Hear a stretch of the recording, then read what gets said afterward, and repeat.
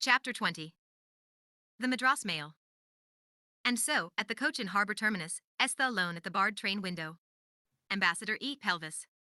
A millstone with a puff. And a green wavy, thick watery, lumpy, seaweedy, floaty, bottomless bottomful feeling. His trunk with his name on it was under his seat. His Typhon box with tomato sandwiches, and his eagle flask with an eagle was on the little folding table in front of him. Next to him an eating lady in a green and purple Kanjivaram sari, and diamonds clustered like shining bees on each nostril offered him yellow laddus in a box. Esther shook his head. She smiled and coaxed, her kind eyes disappeared into slits behind her glasses. She made kissing sounds with her mouth. Try one. Very sweet, she said in Tamil. Rombo Mudaram. Sweet, her oldest daughter, who was about Esther's age, said in English. Esther shook his head again. The lady ruffled his hair and spoiled his puff. Her family. Husband and 3 children, was already eating. Big round yellow lad do crumbs on the seat. Train rumbles under their feet. The blue night light not yet on. The eating lady's small son switched it on. The eating lady switched it off. She explained to the child that it was a sleeping light. Not an awake light. Every first-class train thing was green. The seats green. The berths green. The floor green. The chains green. Dark green, light green. To stop train pull chain, it said in green. The God of Small Things by Arundhati Roy 151. O.T. Potts Nirt Lup Nayak, Esther thought in green. Through the window bars, Amma held his hand. Keep your ticket carefully, Ammu's mouth said. Ammu's trying not to cry mouth. They'll come and check. Esther nodded down at Ammu's face tilted up to the train window. At Rahel, small and smudged with station dirt. All 3 of them bonded by the certain, separate knowledge that they had loved a man to death. That wasn't in the papers. It took the twins years to understand Ammu's part in what had happened. At Sophie Mole's funeral and in the days before Esther was returned, they saw her swollen eyes, and with the self-centeredness of children, held themselves wholly culpable for her grief. Eat the sandwiches before they get soggy, Amma said. And don't forget to write. She scanned the fingernails of the little hand she held, and slid a black sickle of dirt from under the thumbnail. And look after my sweetheart for me. Until I come and get him. When, Ammu?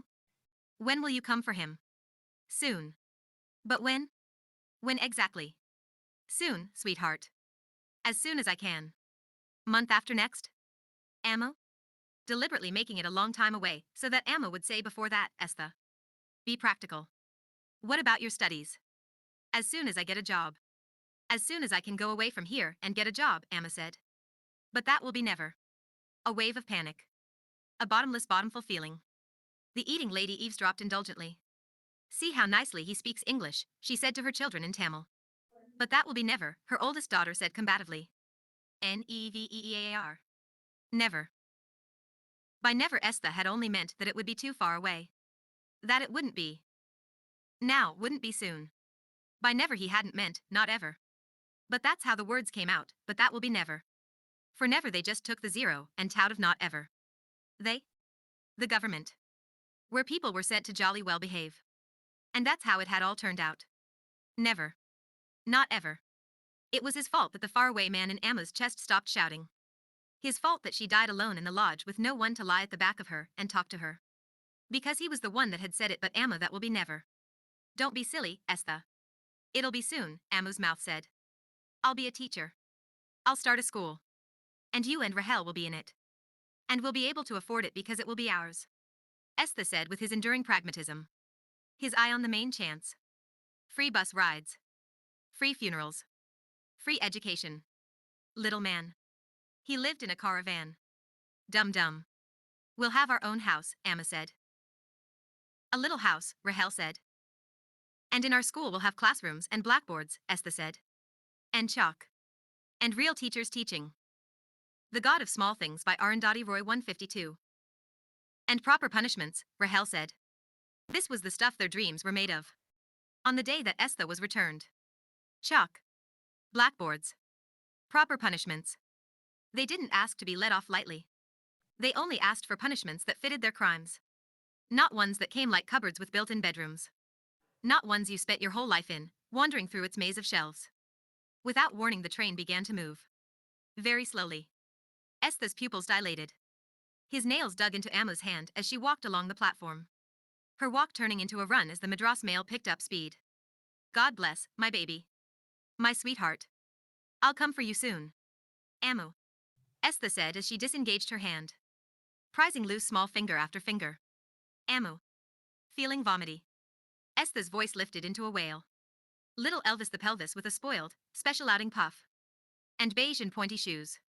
He left his voice behind. On the station platform, Rahel doubled over and screamed and screamed. The train pulled out. The light pulled in. 23 years later, Rahel, dark woman in a yellow t-shirt, turns to Esther in the dark. Esther Papichikan cut up and Peter Mon, she says. She whispers. She moves her mouth. Their beautiful mother's mouth. Esther, sitting very straight, waiting to be arrested, takes his fingers to it. To touch the words it makes. To keep the whisper. His fingers follow the shape of it. The touch of teeth. His hand is held and kissed. Pressed against the coldness of a cheek, wet with shattered rain. Then she sat up and put her arms around him. Drew him down beside her. They lay like that for a long time. Awake in the dark. Quietness and emptiness. Not old. Not young. But a viable diable age. They were strangers who had met in a chance encounter. They had known each other before life began. There is very little that anyone could say to clarify what happened next. Nothing that, in Mamachi's book, would separate sex from love. Or needs from feelings. Except perhaps that no watcher watched through Rahel's eyes. No one stared out of a window at the sea. Or a boat in the river. Or a passerby in the mist in a hat. Except perhaps that it was a little cold. A little wet. But very quiet. The air. But what was there to say? Only that there were tears. Only that quietness and emptiness fitted together like stacked spoons. Only that there was a snuffling in the hollows at the base of a lovely throat. Only that a hard honey-colored shoulder had a semicircle of teeth marks on it. Only that they held each other close, long after it was over. Only that what they shared that night was not happiness, but hideous grief. Only that once again they broke the love laws. That lay down who should be loved. And how. And how much. On the roof of the abandoned factory, the lonely drummer drummed. A gauze door slammed. A mouse rushed across the factory floor. Cobwebs sealed old pickle vats. Empty, all but one in which a small heap of congealed white dust lay. Bone dust from a barn owl. Long dead. Pickled owl. The God of Small Things by Arundhati Roy 153.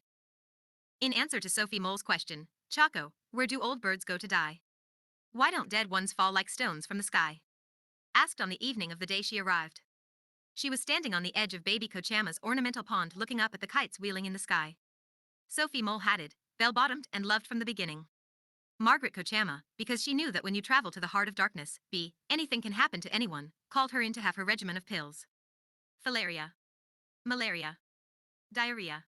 She had no prophylaxis, unfortunately, for death by drowning. Then it was time for dinner.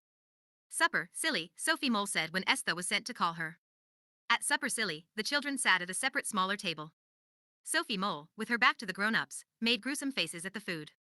Every mouthful she ate was displayed to her admiring younger cousins, half-chewed, mulched, lying on her tongue like fresh vomit.